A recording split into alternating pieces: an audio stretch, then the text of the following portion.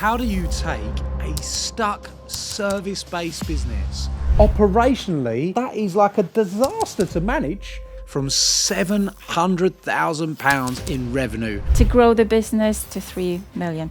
Huge. If you are a business owner of any size that's looking to understand how to grow, how to scale, you are going to love this episode. I think we're going to end up buying a care home at the end of this. Yes. So I opened Silverstars in 2017, now nearly 50 members of staff. We doubled the turnover within the first 5 years, nearly yearly. The revenue as such, it's increasing year by year. As you know, I'm with you guys for the last 2 years getting this marvelous coaching, but now I'm just hitting ceiling again as I'm scaling the company rather than, growing it in a little bit. It's different issues came across and different problems coming and popping up. Tell us what the business does. Silverstars Care has been delivering home care services in Dorset and Somerset area. We have a small group of people supporting with mental health and learning disabilities, but most our clients are elderly or with a different health conditions, needing help throughout the day in their own homes. We're also providing Liv-In services where our team member will go in and stay overnight, 24 hours care, 7 days a week, stay there for a couple of weeks or months and then go for a break. So what we're trying to achieve is really just serve as many people as we can in the community. Where were you when we started working together? It was about 2 years ago and our revenue was around between 700 and 800K. Okay. You hit 1.7 in that period. Yeah, 1.7 at the minute. I think we might be something about 1.9, 1.8. Can you not get to 2.1? Because then we trebled the business, right, in 2 years. Yeah. So we'll figure out how we do that today, right? The ambition, yeah. The ambition is to grow the business within the next 12 months to £3 million. But I would like to understand the origin of the business. What made you start this business? In 2010, I became mum of two. I've had twins, and it was very hard for me to get back to the residential settings and find myself back in the workspace. It's just the times, the working times, and two children, two little ones. It was just not possible for me to continue with the passion I was having. On some point, I said to myself, I will try to work in the community instead, rather than in residential settings. And I started to offer my own services. So you just started off you going out as an individual. I was looking for my first client. It's actually a really inspirational story that you've now been able to go and do, 1.7 million a year, have 50 members of staff. This is where we are. What are the ambitions? What are your targets for the business? Right, the targets for the business within the next 12 months, we would love to increase the revenue to 3 million. That means for us, additional maybe 25 to 30 members of staff. What do you perceive currently the challenges to be in terms of you getting to the 3 million and owning your own care home? As we scaling and growing, and my office staff is growing as well. We do struggle with the staff retention and also empowering the leading team. The leaders in the company. We've identified these 2 points as being the points that are stopping us from going from 1.7 to 3 million.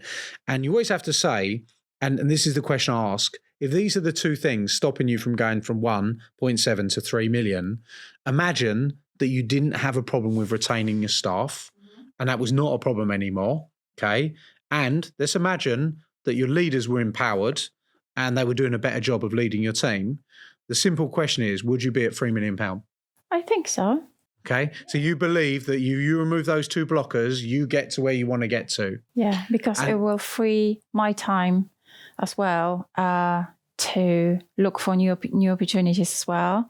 Okay. So how many clients do you have now? 120. Okay. So you've got 120 clients now. And of those 120 clients, is there opportunity for them to be able to spend more money with you? Or is that not an opportunity in your mind? I don't think so. It is an opportunity. It is an opportunity because this is the thing. Anytime somebody says, I need 40 new clients, I go, well, what about the ones you've already got? Can we serve them better? In your mind, what does the challenge look like on owning a care home to you? Well, the challenge is the property itself. Buying a care home or transferring a home into a care home, it is a quite costly, it's nearly £2 million worth property. Yeah. Or a business itself, if we would like to buy one. Yeah. How much have you explored it, or is this just completely new territory for you? Well, I am watching for nearly 1.5 years now the numbers, care homes around us in the area, who's selling what and how much, the care homes are cost, reasons why some care homes closing, reasons why some care homes opening. So yes, I am researching it. And do you understand the business model of the care home business model? I do. You understand the model, yeah? So you're comfortable on the business model of the care home, but you actually don't know quite how to get the property. Yeah. And what I can do is really give you some great ideas on funding, some great ideas on how to secure a deal for this. I think we're going to end up buying a care home at the end of this. Does that sound good? Yes. Okay, brilliant stuff. So very quick recap. Where we are as a business is we're currently at £1.7 million in revenue. We want to get ourselves into a position where we go from 1.7 to £3 million. We see the barrier as being our staff and our leaders. And then we have this other big goal where we want to actually buy our own care home, right? So we want to get this care home that we can help people and start to build the business in that way.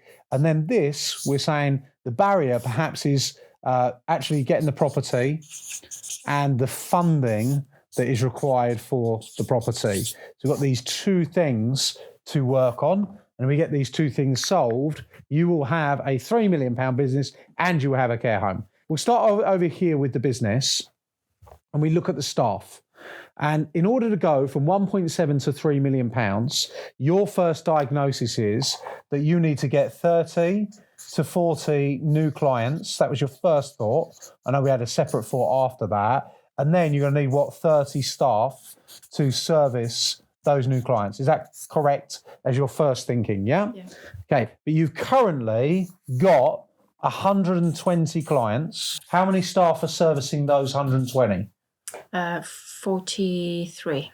Okay, so 43 for 120. So my first question would be, why do we need 30 staff to get 30 serviced if we've got 43 with 120?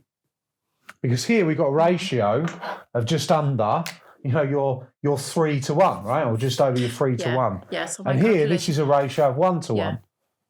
So what's the difference? What's just happened in the thinking pattern to try and see the ratio here That's rather than here? That's probably my wrong calculation. So we need more clients to reach the 3 million. Okay, cool. So, and we said the staff problem is also retention as well. So of these 43, talk to me about the retention. What's happening to the 43 as it currently stands? Well, from the 43 staff members, we employed between January and now, which is not nearly 5 months, we employed only 4 people. Yeah. And how many left? 2.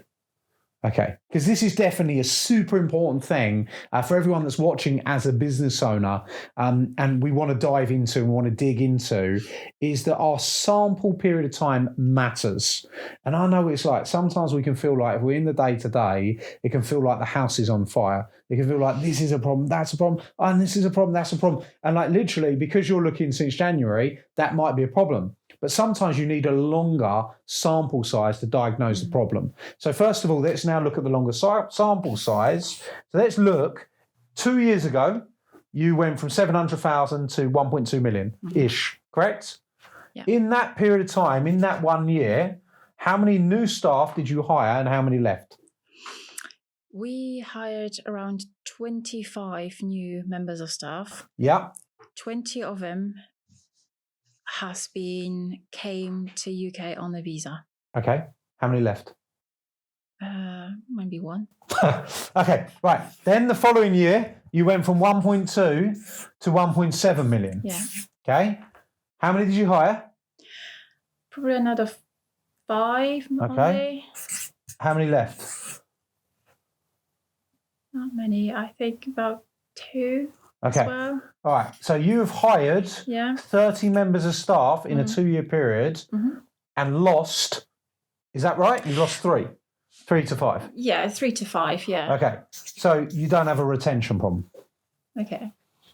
So this is why it's super important that when we look at this, we look at the sample size. And then obviously we've had a couple that have left recently and it feels raw and it probably hurts. But the reality is this isn't the biggest problem, because we know currently that we had 3 leave. Your retention is you're losing 10% of the new staff members that come into the business. That's very normal with a growing business and a business that's growing rapidly. Okay, this is why it's super important to go into the detail on the problem, because we don't need 30 new staff. We don't really have a retention problem. We've got 43 staff. How stable are the 43 staff? Yeah. Yeah? You don't expect a mass exodus in the next 3-5 months, nothing like that. Okay, cool. And you've got 120 clients there to service. Yeah. So currently it's pretty stable, right? So now let's have a look at it slightly differently, okay? This is why we just need to dig deep and understand it. So first things first, we've got 120 serviced by 43. Of that, what is the average sale value of the 120 per year? Is we want to understand out of these 120 people you've got 120 clients, what are they actually spending on average? We've got 1.7 million's worth of revenue. We've got 120 clients. So let's just first of all have a look at that. So if you take the 1.7 million divided by 120 clients. It's around 14,000. Okay, so we've got a 14,000. That is what a client's worth to us per year. Now, when you look at your product and service range, you've got a number of products and services, correct? So if I come to you, what can I buy from you? The service we provide is the visits, care visits. So they varied between a 30-minute visit right up to an hour visit. Okay, what other services? We have live-in services. Okay, live-in, yeah. So you can either have a visit for 30, 45 or 60 minutes, or someone can come and live with you. Okay, cool. Now on the 30, 45 and 60 minutes, roughly what is the cost per visit? I think the 60-minute visit, we're charging about £32. So that's for 60 minutes, it's £32? Yeah. Okay. 45 minutes? Is around £25. Okay, and the 30? And the 30 was about £18. So if someone lives in, how much are they there? What does that cost? We're starting the packages from £1,100 a week. Okay, how many of these 120 clients are on that deal? 3. Okay, 3. I'm finding it very hard to find living clients. Okay, right, that is a big problem because that's a tiny, tiny percentage. Your high ticket product or service has no one on it. Yeah. Which means one of a few things. No one wants it. 1, it's not being offered enough. 2, or maybe it's not attractive enough for people to take up the option. It could be an affordability option. 3. So we've got 3 different reasons that we need to work on this. A few things that become strikingly obvious as you start to talk these through. You send someone to this house, yeah? Right? And they've got to travel there. Yeah. Do you charge them travel? No. So if you send someone to someone's house, it's 18 quid and they spend 30 minutes there and they've got to travel to and from, that is nowhere near enough money. Well, it is because we're building up the runs so close together that they don't have to travel too much, because we have been charging the mileages to go to the clients. We wouldn't have the deals. The leads was come in, but we didn't convert them because people were going somewhere else. When you go in and you buy popcorn, right, they say to you, you can have a small, you can have a medium, or you can have a large. And the way they do this is they say small is £3, medium is £3.75, and large is £4.50. But the difference is so small that by the time you've had a medium, you may as well have had a large, which makes the business more money. Now, this is called decoy pricing. This at the moment, there's quite a big jump between this and this. Now, what that's doing is that's giving the client the choice, but it's not encouraging them to upsell. So one of the things I think that we need to look at is we need to look at implementing Decoy pricing into the business, which is important. But it's very clear that Ewelina's got a big heart. She wants to help people. Now, that's awesome, and I love that. And obviously, this is a care business. But in order for us to truly care and for us to be around for a long time, you have to make a profit. Okay, so the other thing that we've done, and this is where we're at so far, is we've established actually what we diagnose the problem as is not really the problem. We don't really have a retention problem. What we do have a problem is we actually have more of a sales problem here. So we need to be selling more.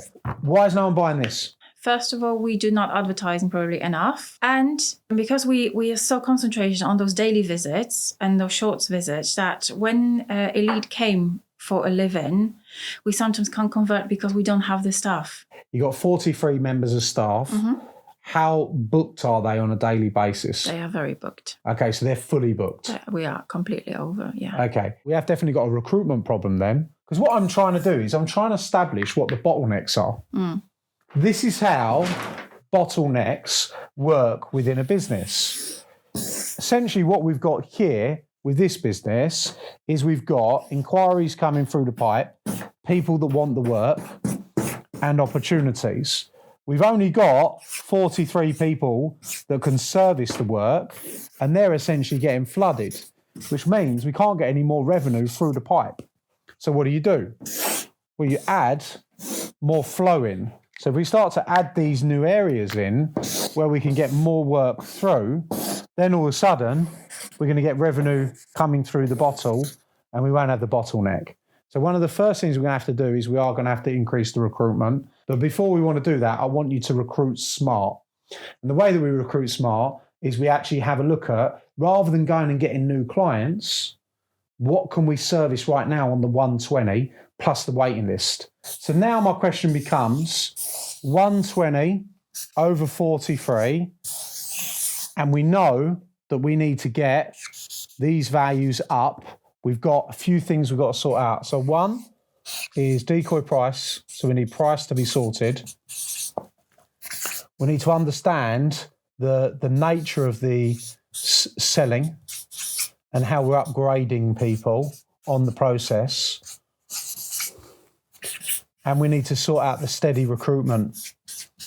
So we're bringing people in and we need to be adding more people into the business than we're losing. We know that this is a 14,000 average. Mm-hmm. So basically, if I'm right from what you're telling me and what I'm seeing, you're just selling tons of little visits. Yeah. Tons, like 30 minutes, 40 minutes, 60 minutes.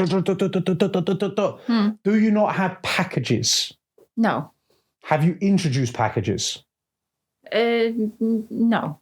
Okay. So what I would be looking to change the sales process. So much we can do here. So the way this works with a product range and the product range you've got is you have to have a clear ascension model. So how does someone go from being a 30-minute client to being a 45-minute client? How does someone go from being a 45-minute client to a 60-minute client? And how does someone go from being a 60-minute client to being a living client? What is the differentiator between 30, 45, 60 and living? Now, obviously, there's a big differentiator here. What's the difference between these in terms of value to the client, apart from time? It's the level of needs, okay, or the health level and different type of task we would have to complete within that time. And of the people, how are these paid for? So half of our visits are funded by local authority and NHS, and 50% is private clients. Is that the same charge? No. No. No, local authority would never pay our charges. Okay, so the local authority are paying you less, so the margin's squeezed even more, right, than the private clients. Is the level of service different? No. Okay, so the level of service is not different as well. Pretty the same. I think so really, your private clients is where you can actually start to make some money and build out, okay? I need to understand the frequency of these 120. I need to understand that, right? They're 14K a year is the client value. Yeah. And when you look at this, if someone's doing 30 minutes at 18 quid, right? So they've got £18 times 30, basically it's 30 minutes. They'd need to have, they'd need to have 700 sessions to basically get anywhere near 14 grand. So some of the clients, they have a four visits a day. But that pretty much is like Liv-In. No, not really. No, I don't. It's 4 visits, It's daily, 30 isn't it? minutes. It's just in and out, preparing meal, welfare checks, helping with the toilet or the food preparation, medication, etc. So this is very cumulated, task-orientated visit, where Liv-In is more, someone is there throughout the whole day. Okay. All right. You don't have any packages around these? No, we don't have the packages around us because people... You're just billing people as the 30 minutes. It's bill. We've never introduced that because it's not such a thing in our industry to do. But the problem that you've got, and the problem that I can see here, is you're doing it the same as everybody else is doing it. Yeah. And when you do that in business and you just do everything that everybody else is doing, where's your differentiator? What makes you different? So you've got to be open-minded to say, what else can I do? And we should be saying to those people, hey, look, if you go on to a monthly retainer, if you go on to a different option, we can do this and this and this for you. You have 120 clients. Yeah. And then you have so many activities. So you think 120 clients, if they were all doing that, this is a very intensive business. 120 times 700. You've got 84,000 moving parts that need to happen with those 120 clients to get that revenue in. We have a lot of visits. Huge. Every week, yeah. Operationally, that is like a disaster to manage. That's going to be an absolute disaster to manage 84,000 movements across the course of the year. We're doing it. I know you're doing well. But what I want to do is I want to start to make that a bit easier for you. Okay. And I also want you to understand, you want to be at 3 million quid. Ewelina's used to doing it the hard way. She's used to grinding for her money. Used to putting the effort in and operationally and doing this and doing that and working hard. And then we can get ourselves into a situation where we become so used to doing that we don't do anything else. So now we've got a worker business rather than a strategic business. So we want to move to being a strategist rather than being a doer, because a doer will only get you so far. But your average client value is 14,000, okay, across. If we could turn your average client value from 14,000 to 17,500, right? That would dramatically uplift this existing clients and make you more money straight away, right? So we would go from 1.7 to 2.1, which trebles the business, which is what I said. So just moving one number from 14,000 to 17,500 dramatically increases your results. So then we say, well, how do we do that? How do we actually increase that? And now we can get strategic, because what we could do is we could have some price increases here. What we could do is we could sell some packages, okay, to increase that. We could increase the amount of Liv-In clients that we operate and that we get in, and that would take us from 14,000 to 17.5. In fact, let's have a look at the Liv-In clients. You're £1,100 a week, that's all year long. Right? That means that client is worth 57,200 a year. So if the client's 57,200 a year, and we say, all right, well, what if I had, 100 clients doing that? 57,200. Well, guess what? Your business will be nearly £6 million. So we've got to understand, you've got to sell the right products, and you've got to put your focus and time and attention into the right products which make you more profit. Because actually, are you very, very busy? Do you feel busy? Yeah, I am. Are your team busy? My team is very busy, yeah. Okay. So, if you literally, let's imagine that you halved the amount of clients that you had, and you, instead of dealing with 120, and let's go even lower, if you just dealt with 50 clients and all those clients were Liv-In, you'd have your £3 million target and you'd be doing way less work. So the question always becomes, do you want to earn more and work less? If you do, that's why we become strategic. Now, I know you're not going to do that, but we've got some work to do in terms of detaching you. The first thing that I want to say to everyone that's listening and watching is what is the norm becomes the norm. Just because we're doing something and we're doing it again and again and again, that doesn't mean it's the only way to do it. It also doesn't mean it's the smartest way to do it. Just because you've been doing something successfully for a year, 2 years, 3 years, 4 years, there's always another level. So we always have to be asking ourselves, how can we step up to that other level? How can we be more strategic in our approach? The first thing I would look at is Decoy pricing, okay? You said 18, 25, and what was it, 30? 32. 32. Now, let me ask you this question. If you went into everybody's house for an hour rather than 30 minutes, what does that do to your business? Less planning. Okay, so less planning. Stress. Less planning, less stress. Driving. Yeah, less driving, less cost, less petrol. What we want to do then is not necessarily change all of these options, but the option that I would be changing is first option. On the other hand, when you look at it, for half an hour visit, 18 or 19 pound we charging, if you convert that into a 1 hour, so to visit a 30 minute gives you 36 or £7, that's £5 more, and this is where we get the traveling cost back. So tell me what you want to see in your business and we'll create it. I would like to create more sales and more opportunities for us. Okay, so you want more sales and you want more opportunities, but you've got an abundance of untapped opportunity currently. Because what you're doing is you're doing this, all right? You're saying, Adam, this is where we're at. We've dug a bit here, we dug a bit here, we dug a bit here, and we're doing okay. So we've hit the edge of a gold mine and we're taking a little bit of gold up. And you're saying, Adam, I want to go and I want to dig over here. Guess what? You've got to start all over again. But this is the gold mine. What I want to do is I want to go deeper here. This is these 120 clients you've already got that have already been serviced by all the staff you've got and already been serviced by your operational cost that you've got. So when you say you want more sales, we've just got to go a bit deeper. Okay. We don't need to dig a new hole. This pricing model at the moment is not an optimum pricing model. Okay.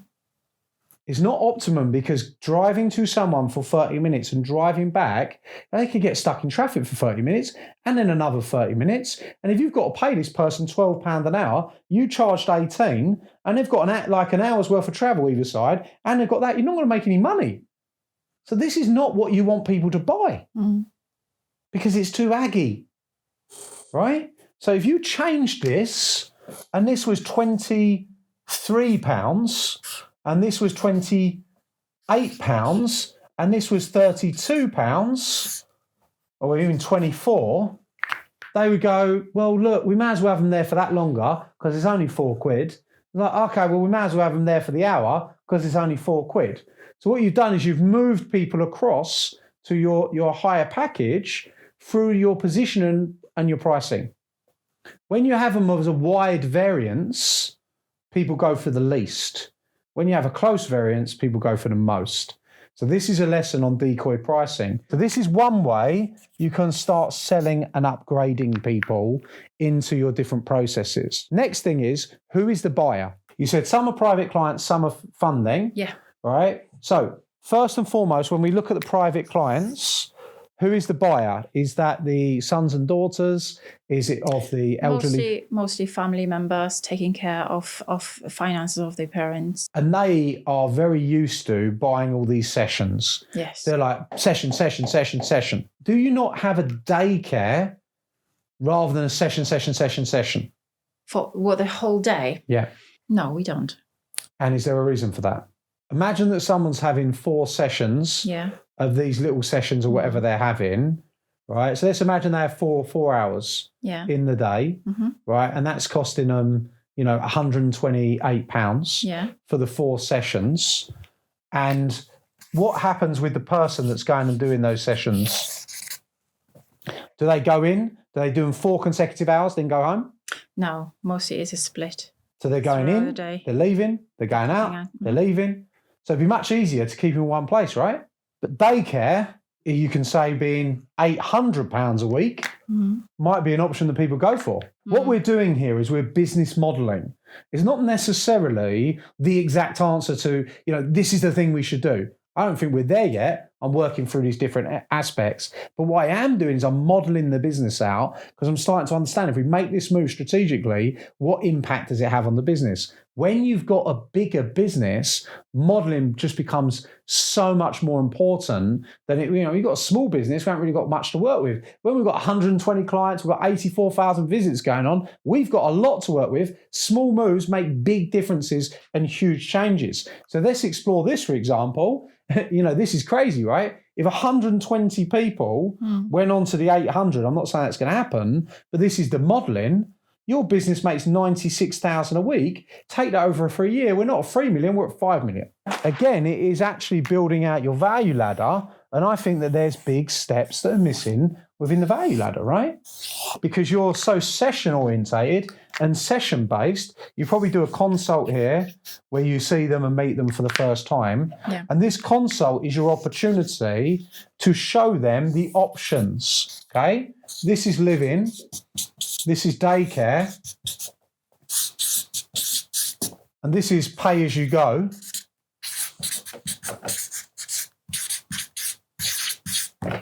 And your pay as you go, if you were to start at 25, it makes perfect sense. So they go, all right, well, I'll go the pay as you go model and have the hour sessions. But now, if you look at the price points and you've got Daycare 800 and you've got Liv-In at 1200, when they work this out, you're going to have more people go here.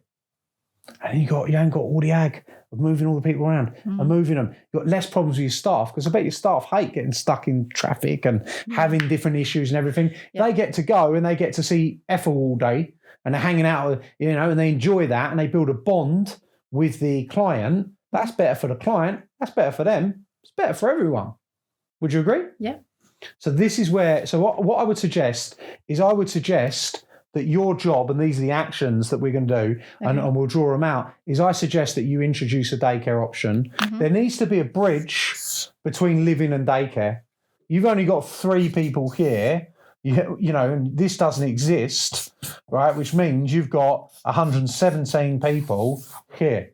How are we going to move those 117 people? So the way that you would do this on your value ladder is if we can get 50, let's say 70 here, and we can get 30 here, and we can get 20 here. You don't need any more clients. You don't need any more staff. And you take your business from 1.7. So you'd have 1 million in here rather than the small amount you've got. Okay, you've got 980 there. So that takes your business through to £3 million. So it takes you from 1.7 to £3 million. Good idea with a daycare. Yeah, you're getting too focused on this. On just one. And this can take you from the 1.7 to the £3 million. Because this is what we call BAU. This is business as usual. This is what you're already doing. If you carry on doing this, you do need another 40 clients. You do need another 40 staff. You are going to be busy. You're going to get back to being stressed out. If you start doing this, you're going to be in a situation where you can build the business. And this is where the work is. The work is in your product range and the work is in your ascension model. So that is us taking this business from 1.7 to £3 million without hiring any more people. Don't need to hire any more people. Without going and finding loads of new clients. Don't need to go and find loads of new clients. That's just literally getting into the business, changing the model so you can make more money. Easy. Let's talk about this care home. Yeah. So how much is the care home? I looked at around £2 million. Okay. And that is the property and the business that's operating. On its own, when it's not registered as a care home, it's between 700 and £1 million. Okay.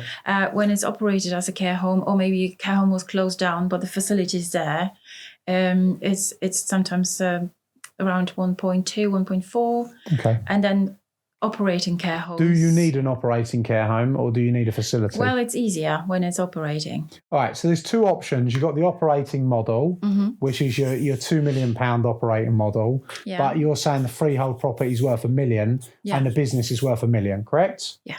Or we've got the other option, you buy it for 1.2, and how much you got to spend to get it to spec? It depends on the size. Yeah. Something around 200. Okay, so 200. So in this instance, you'd be in for 1.4. Yeah. But you don't have a revenue stream yet until you plug in your 120 customers to create a revenue stream, correct? Yeah. The fact is we've got a business doing 1.7. So what would the business make in terms of profitability on the 1.7 currently? 10%. Okay, so we've got £170,000 worth of rev there, yeah? So usually the way commercial property works is we can get a commercial property mortgage on a property like this, okay? So we can go out and we can get anywhere between, it depends on the lender, but let's just go 70%. So if we say you've got £1 million there, that means you've got to find 300K for the deposit on the property, if it's £1 million property, and then you'll get 70% loans of value on the mortgage that you get.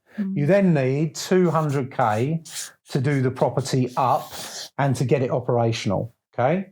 So in terms of the lending opportunity, the way that they'll judge the 70%, the £700,000, is they will judge that on a multiple of your net profit, okay?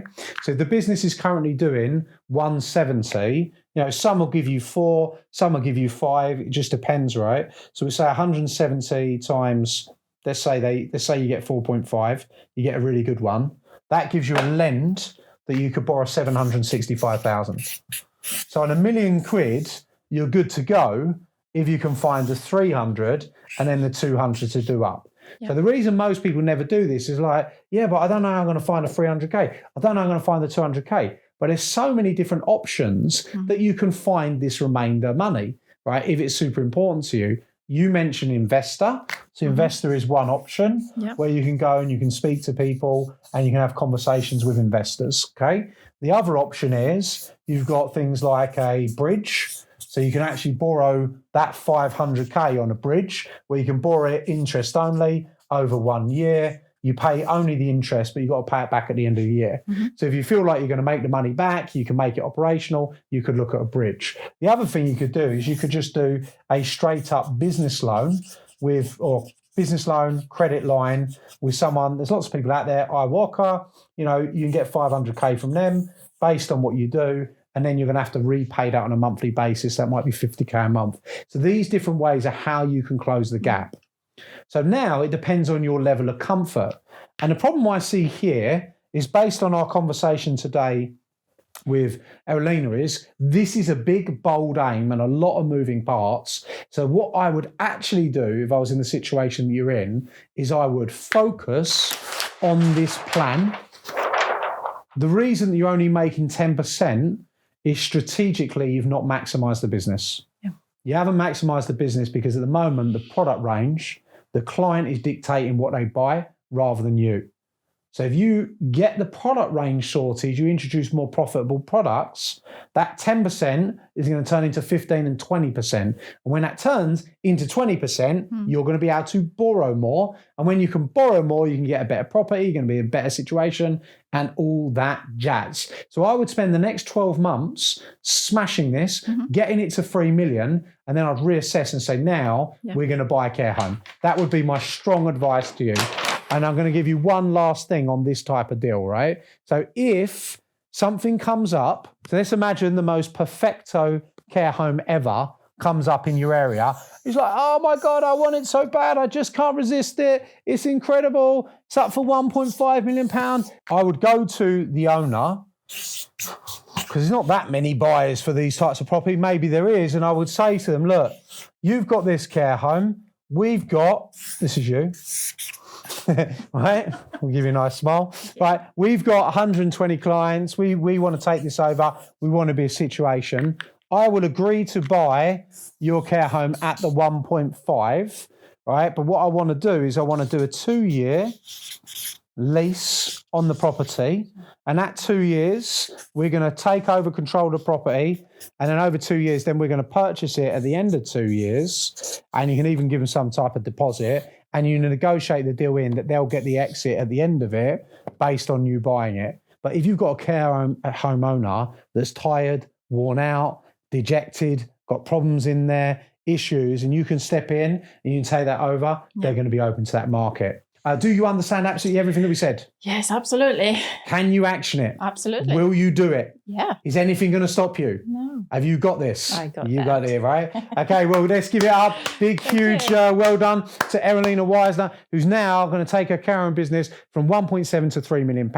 And then in 12 months' time, she's going to buy an awesome care home. Well done. Come give us a hug then. Well done. Congratulations.